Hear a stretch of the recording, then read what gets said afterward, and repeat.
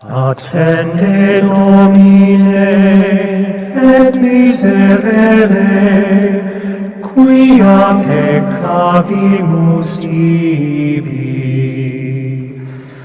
A te rexume omnium Redemptor,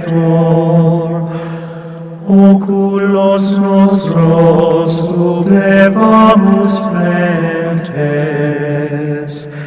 exaudi Christe sub me cantum preces.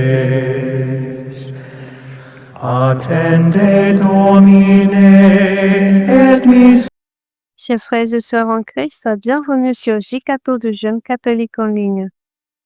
En ce temps béni du Carême, nous poursuivons notre marche avec le Christ sur le chemin de la croix, station après station, pas après pas. Nous contemplons l'amour insondable de notre Sauveur, qui même dans sa passion la plus douloureuse, n'a jamais cessé d'aimer et d'être aimé. Ce soir, nous entrons dans la 4e station de notre chemin de croix médité. Jésus rencontre sa mère. Un moment d'une intensité indicible, le moment où, au milieu de la foule hostile des cris et de la violence, deux regards se croisent. Le regard du Fils et le regard de la mère. Pas un mot, pas un geste, juste un regard. Mais un regard qui porte en lui tout l'amour du monde, le regard de Marie, qui ne peut rien empêcher, qui ne peut rien arrêter, mais qui reste là, présente, debout, fidèle dans la nuit la plus sombre. Ce regard maternel devient lumière. Pour nous accompagner dans cette méditation, nous avons l'honneur et la joie d'accueillir un prêtre au cœur pastoral profond, un serviteur fidèle de l'Évangile et un fils dévoué de l'Église. Il est prêtre du clergé diocésain d'Atakpamé au Togo. Mesdames et messieurs, chers jeunes catholiques connectés à travers le monde, accueillons ensemble le révérend Père Frédéric Soclo. Mon Père, soyez le bienvenu sur J-Cato. C'est une grâce de vous accueillir, de vous avoir parmi nous pour cette 4e station de notre chemin de croix médité. Vous nous conduirez ce soir dans une méditation spirituelle et profonde sur le thème « Le regard qui soutient dans la nuit ». Sur le chemin du Golgotha, au cœur du tumulte et de la douleur, Jésus lève les yeux et rencontre ceux de sa mère. Marie est là. Elle ne prononce aucune parole. Elle ne peut pas retirer les clous, ni alléger la croix, ni disperser les bourreaux. Mais elle est là, et son regard dit au Fils ce qu'aucune parole humaine ne pourrait exprimer. Je suis avec toi. Je ne te quitte pas. Mon amour ne fuit pas devant ta souffrance. Et nous, frères et sœurs, dans nos nuits, ces nuits de deuil, de maladie, de solitude, de doute, d'échec, qui nous regarde ainsi, qui reste debout à nos côtés quand tout s'effondre? Avons-nous ce regard de Marie pour ceux qui souffrent autour de nous? Savons-nous être présents, simplement, silencieusement, fidèlement présents auprès de ceux qui portent sa croix? Dans un monde qui détourne les yeux devant la souffrance, qui zappe la douleur, qui fuit l'inconfort de la compassion vraie, le regard de Marie nous rappelle que la plus grande charité n'est pas toujours de faire quelque chose, mais parfois d'être là, debout, en silence, les yeux ouverts, le cœur offert. C'est à cette contemplation tendre et bouleversante que le Père Frédéric Soclo nous invite ce soir. Alors, avant de vous céder la parole, mon Père, peut-être souhaitez-vous adresser un mot à notre communauté de jeunes catholiques en ligne? Bien-aimés frères et sœurs en Christ et en humanité, auditrices et auditeurs de la JCL, et vous tous qui nous suivez à travers les différents réseaux sociaux, je vous salue dans la paix du Christ. Le chemin de la croix de notre Seigneur Jésus-Christ est avant tout un chemin de châtiment, de souffrance, de douleur atroce, aussi bien pour Jésus lui-même que pour les membres de sa famille, ses disciples sans oublier ceux qui l'aimaient.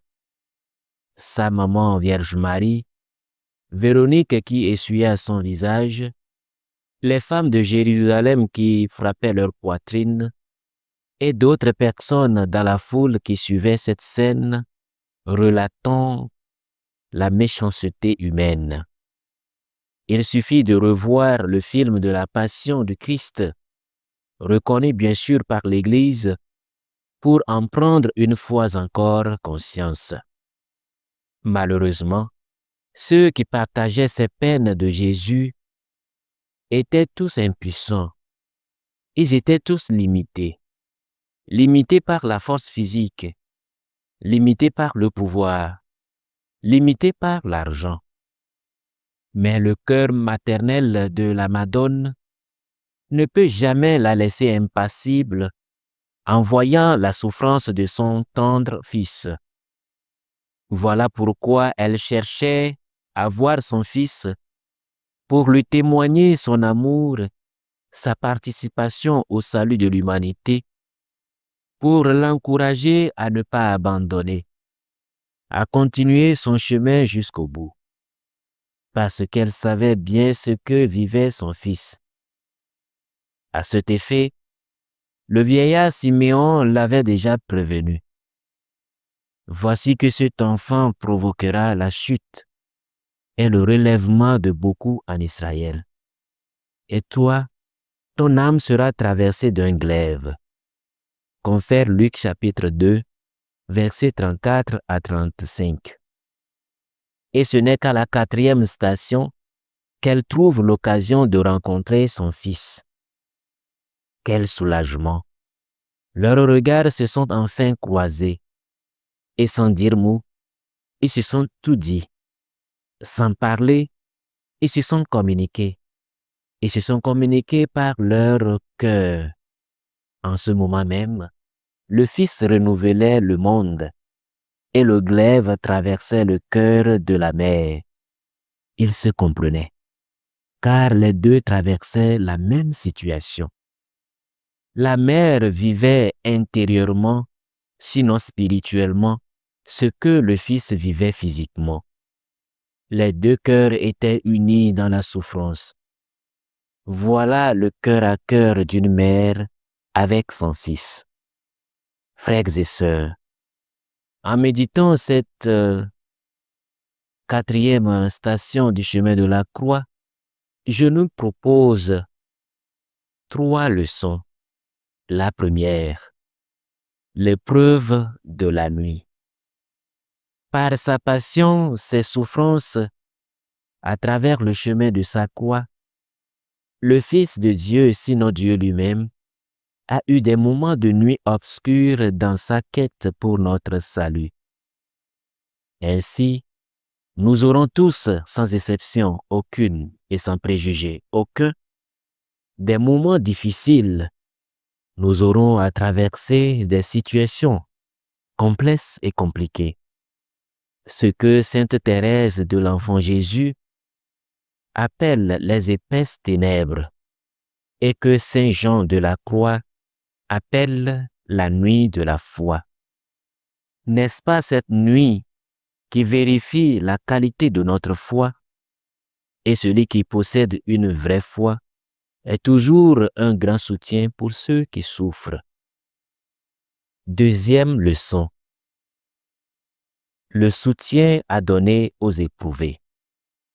À l'instar de Marie, qui, ne possédant rien excepté sa foi en Dieu, et animée par la force de l'amour pour son enfant, l'a aidé à traverser sa nuit en partageant intérieurement ses coups, ses insultes, ses crachats et ses souffrances.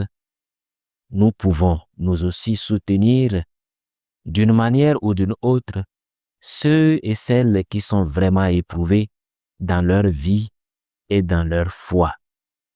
Il peut arriver, et c'est souvent le cas, que nous soyons limités physiquement et économiquement.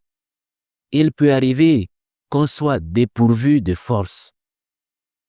Frères et sœurs, ayons seulement la volonté, animés par l'amour du prochain, pour prêter bras secourables aux nécessiteux ou à tous ceux qui sont dans le besoin, ne serait-ce par une vraie prière, une présence humaine, une causerie, une assistance, une compréhension, etc. Troisième leçon.